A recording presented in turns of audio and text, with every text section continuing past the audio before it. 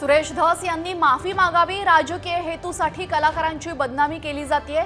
धस यांच्या आरोपांना प्राजक्ता माळीचं उत्तर, तर सरपंच हत्या प्रकरणातून लक्ष हटवल्याचा प्रयत्न, धस यांचा आरोप।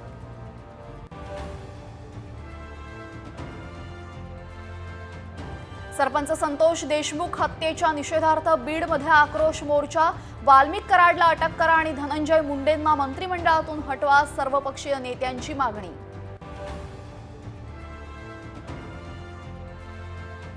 बीडमधील सरपंच हत्या प्रकरणी फरार आरोपींची संपत्ती जप्त करा, बंदुकीसोबत ज्यांचे फोटो समोर आले त्यांचे परवाने रद्द करा, मुख्यमंत्री देवेंद्र फडणवीसांचे आदेश।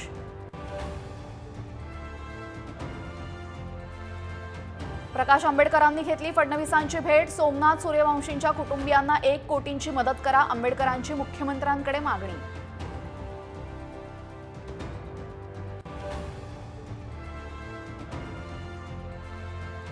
माजी मंत्री रवींद्र चव्हाणांना भाजपाकडून मोठी जबाबदारी, प्रदेश संघटन पर्व समितीचे प्रदेश प्रभारी म्हणून नियुक्ती, बावनकुळेंची घोषणा।